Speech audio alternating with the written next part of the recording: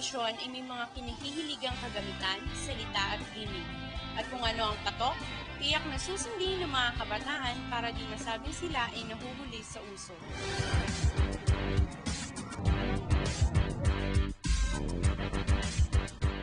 Dito sa Mindoro, iniin sa mga kabataan, mapanlalaki man o babae, ang pagsusuot ng mga damit na mayroong nakalagay na sexual images o quotations.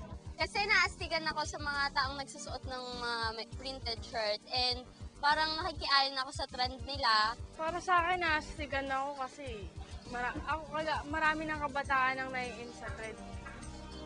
Kagaya ko, parang gusto kong ma-express yung sarili ko sa pagsuot nitong damit na to. Pero sa kabilang banda, may ilang mga kabataang tutol sa pagsusuot ng ganitong uri ng damit. Sa palagay ko po, nakakababa po ito ng moralidad ng isang tao kasi oras na nakita na nagsusuot ka nun, katulad ng certified sex instructor, parang sanay ka dun sa mga bagay na yon. Nakakairita, nakakabastos, especially with the girls, lalo yung mga nagsusuot na may nakasulat, certified sex instructor, mga ganun. Parang, ay magaling yan, certified sex instructor pala siya. Sa mga kabataan, parang, uy, sinusuot yun ng kuya ko, ng ate ko. Bakit hindi ko pwedeng gayahin yun? Magaya nga. Sadya yatang mahilig ang kabataang sumakay sa anumang ginagawa ng kanyang mga kapatid o kaibigan. That is a form of bonding. When a member of a group dares to wear the same kind of shirts as his or her group, then there is a closer bonding. Kung minsan, usapan na rin ng barkada kung magsusuot kayo ng ganong damit. Kasi pag gumagala po minsan, sama-sama yan. Kaya mas astig po kayo tingnan, mas nakaka-attract tingnan sa mga ibang tao kaysa sa mga plain na damit. Mas maganda kasi tingnan kasi yun po ang uso. Pero simpleng pagsunod sa uso nga lang ba ito?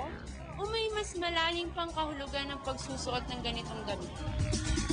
When they wear such kind of shirt, somehow they are branded, they are seen or viewed as sexually liberated. Although in person, and in practice, they are not sexually liberated. There are a portion of the youth who are not aware of the magnitude of the messages. Basta flow lang sila ng flow, especially if they have the money to buy the shirt, which is in, they will buy it.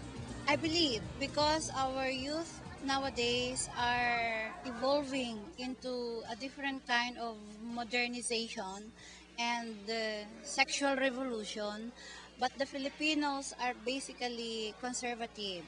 They are not experientially sexually liberated, but in wearing such kind of shirt, they express their liberation and they become one with the group.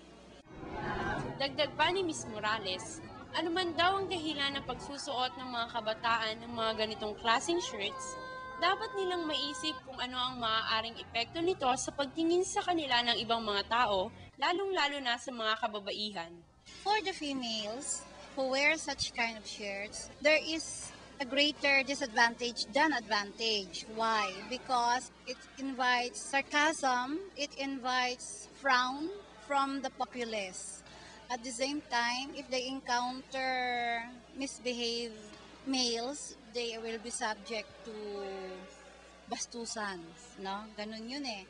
Even if in their personality, they are decent, and they are not easy to get, but if they wear such kind of shirt, it is as if they are inviting sexual communication or interaction with people who will respond to it negatively. For the males, on the other hand, there is greater advantage because their masculinity is enhanced. Wow! So, ganun ang dating.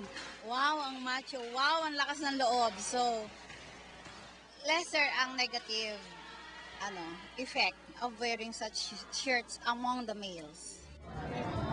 At ayon sa ilang kabataan, hindi lang raw ito ang pwedeng maidulot ng pagsusuot ng ganitong damit. Doon na lang sa curiosity ng mga tao, pag nakakita ng mga ganong posisyon sa damit, yung posisyon nga ng sex, ganyan, makikita mo, ay, ganun pala yun, may mga nakaganto pa, nakaganyan.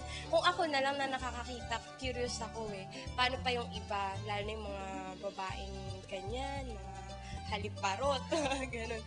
Try ko yun sa boyfriend ko, mga ganun. Mas natuturuan sila ng kabastusan dahil sa nakikita nilang na dapat naman hindi nila gayahin talaga. May classmate ako na certified sex instructor, ganun yung damit niya. Yung mga classmate ko na boy, sabi niya, uy, ganyan, certified sex instructor ka, pwedeng paturo. Paturo naman, nakakabastos, dahil na pag pinagtawanan ka pa ng mga babae, nakakahiya, parang gano'n.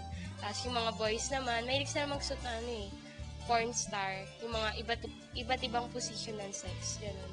Parang, pag nagsuot sila ng gano'n, yak, nakakadiri siya, parang, manyak yan, huwag ka lumapit yan, gano'n. Kasi pag nagsuot ka ng mga gano'n damit, feedback nun sa'yo, parang, ganun siya, kasi ganun yung damit niya. Paano nyo na ating magsuot ng mga ganun damit, di ba? Bastusin siya. Basta bago, basta uso. Sapat na bang dahilan ito upang makisabay tayo sa ginagawa ng iba? Hindi lang sukat at estilo ang dapat na konsiderasyon upang maging komportable tayo sa isusuot natin. Minsan, kahit damit lang ay may epekto ang tingin natin sa iba, maging sa ating mga sarili.